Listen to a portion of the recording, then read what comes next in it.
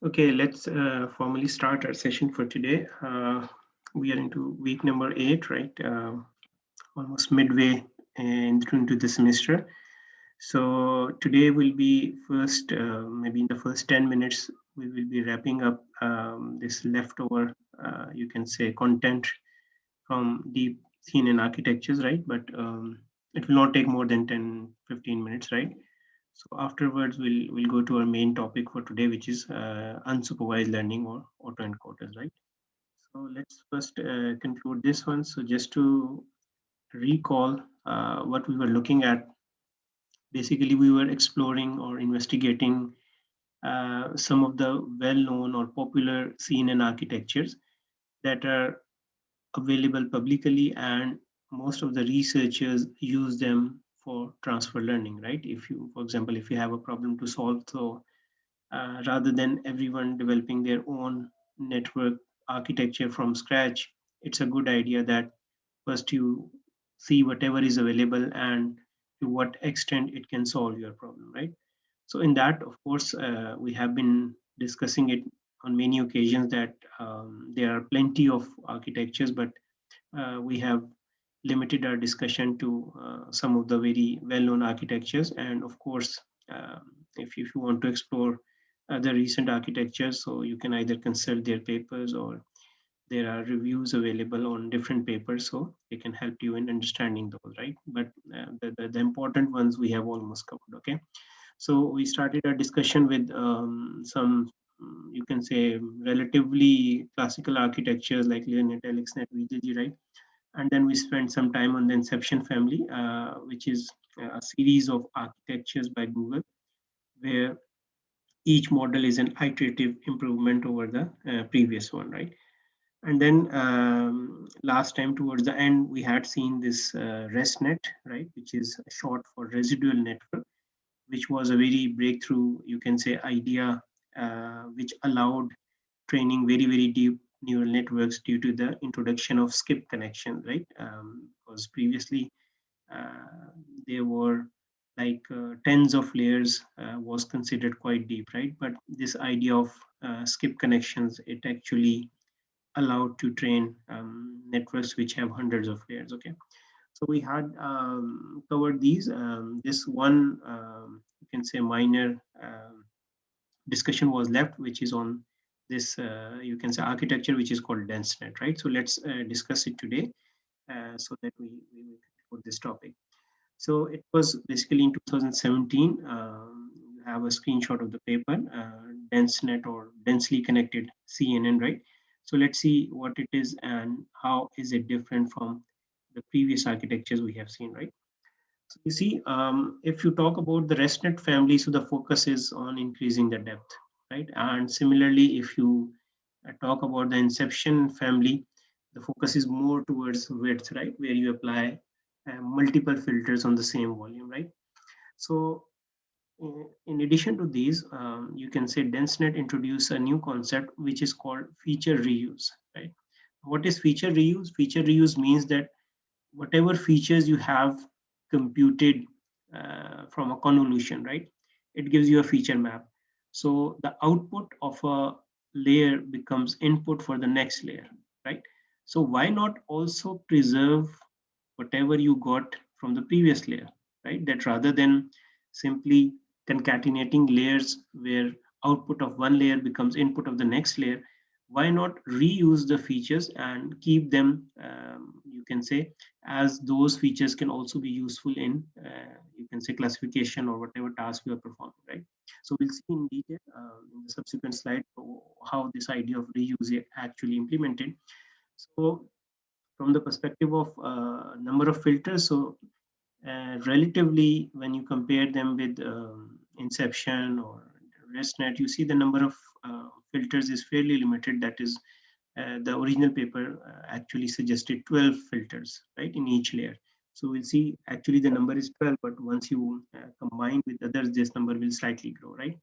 The key idea of DenseNet is that just like in ResNet, we were adding, right, the feature maps with the skip connection, right? But here, instead of adding the feature maps, the idea is on concatenation, right? This is the keyword here, that we are concatenating feature maps. Now let's see in detail what does that mean. So you see, suppose you have maybe this input and you apply a filter. Okay, so this was your input and this is your filter, you get a feature map. Okay, now you will apply convolution on this. Okay, maybe this is your say output of layer on 1. You will apply filter F2 on this, so you will get the next output of you can say layer 2, right? So now the idea of concatenation is that once we have this feature map, why not also keep this and concatenate this feature map with whatever you got at the you can say next layer, right? So this is the terminology which is called feature reuse, right?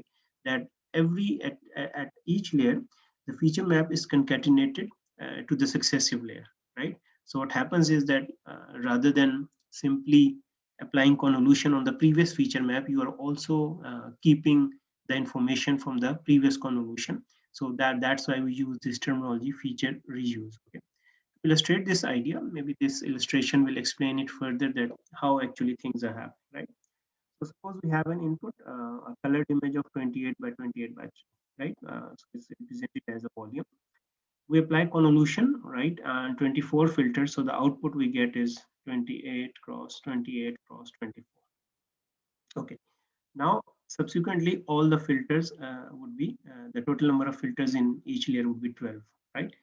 So on this volume, right, we apply 12 filters. So what do we get? 28 into 28 cross 12, right? Because we are applying 12 filter. But what we do is that we also keep this volume, which is from the previous layer. So we have depth 24 from this volume and 12 from here, right? So you concatenate them together. So the total depth would be now 36. So you see this number 36. What actually we are doing, we had this volume, we applied convolution, we get this volume. Now we concatenate these 12 feature maps with the 24 feature maps of the previous layer. So in total, we get 36 feature maps, right? That's why you see a depth of 36. Now we repeat the same process again. We again apply 12 filters on this. So the output is 28 cross 28 cross 12. So the new 12 feature maps which you get here, you actually concatenate them with the previous volume. So now the depth of the volume will become 48. Now you have it means 48 feature maps, right? So you can repeat it as many times as you like. So what we are doing is that we are applying convolution on the output of previous layer and we are getting some output, but we are concatenating this output with whatever we got in the previous layer, right? So that's why you see from 24, it had grown to 36 and then to 48, right? So this block actually is called a dense block, right? Where you are performing, you can say concatenation. Just like you are familiar with pooling. So in this network, instead of calling it pooling, they call it transition layer, right? Which actually downsample the spatial dimension, right? That, for example, from 28 cross 28, you come down to 14 cross 14, right? So it's just a similar operation, but they call it transition layer. Now, this will give you a rather global view of how things are happening, right? So you see, the convolution, you see these convolution and pooling. These are the conventional, you can say, way of performing convolution and pooling, just like you have seen in any other architecture, right?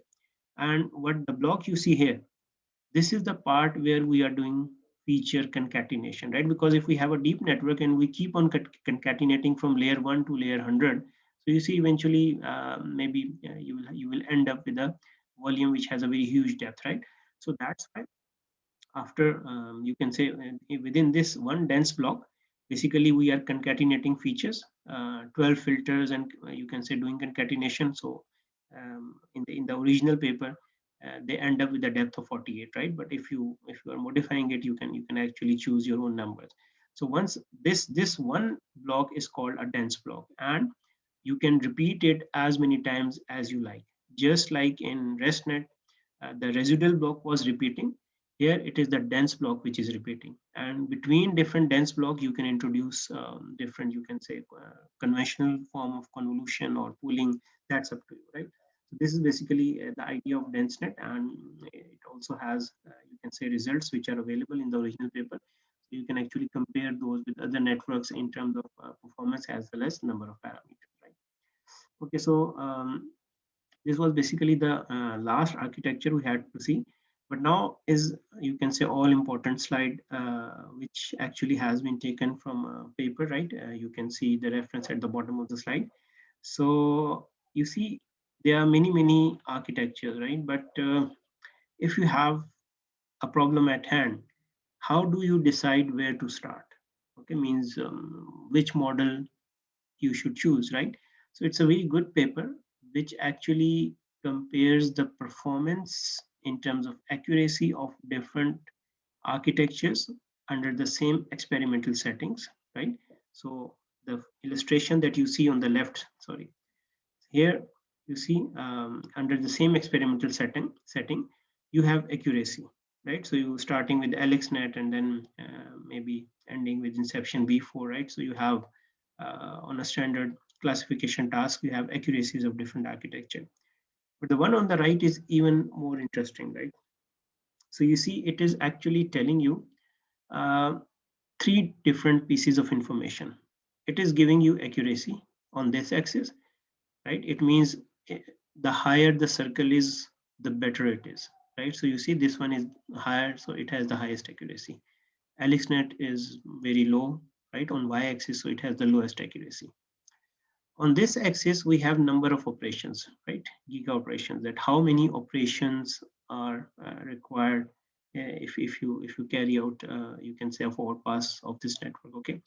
So you see, it means lower operation means we should be on the left side. We should be as close as possible to this axis, right? So you see these VGG architectures, since they have a very large number of parameters, right? 120 million, I think. So that's why you see the number of operations in these two architectures are very high. Means they are computationally very expensive, even at when the training is done and you are simply doing the prediction. The third piece of information, which is very interesting, are the memory requirements, right? You see, when you load a model, you need memory. And why do you need memory? Because when you are loading the model, there is an architecture of the model and weights of the model, right? Weights are stored in some file. Maybe if it's MATLAB, it's a MAT file, or it's a JSON file, or in their format, right? So if the network is very deep, then you have weights every layer, okay? And how many weights are there? It depends on the number of filters, right? That how many filters you are using and so on, right?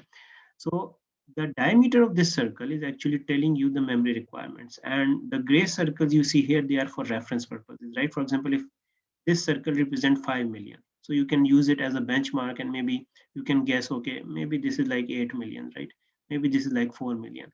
And similarly, as the diameter increases, right? For example, if you see this, it is like 120 million. So this circle is more or less of the same size. So you can guess, okay, VGG is around 120 million or something similar, right? You see, this gives you a very good idea of what to choose, right? If you are looking for accuracy, right, then you should pick up the model which is highest, on y-axis. If you are looking for memory, lesser memory, then of course we want the diameter of the circle to be as small as possible. And similarly, if you are looking for, you can say, lesser computation, then you expect that you pick something which is towards the left side of this plot, right? So it's not only for discussion purposes. If you are conducting some research, you see, you can also produce illustration like this. This could be a very good study, right? Because most of the students who have been conducting research thesis in the last 2 3 years, mostly they are using convolutional neural networks, and most of them are actually using transfer learning, where they compare the performance of different pre-trained architectures, right? So when they write the thesis, they do compare the performance, right? But that is the only criterion that they consider, right? Performance is only one of the parameters. So whenever we are doing comparison, memory requirements or number of operations, they are also critical parameters, right? So if you are doing some kind of research, I would highly recommend you that do not just make a graph like this, which is only uh, comparing the accuracy. It's always better to consider other parameters as well, right? So with that, we conclude this part, which was on CNN architectures, right? So before we move to the next topic, if you have any comments or questions, we can discuss those. Thank you.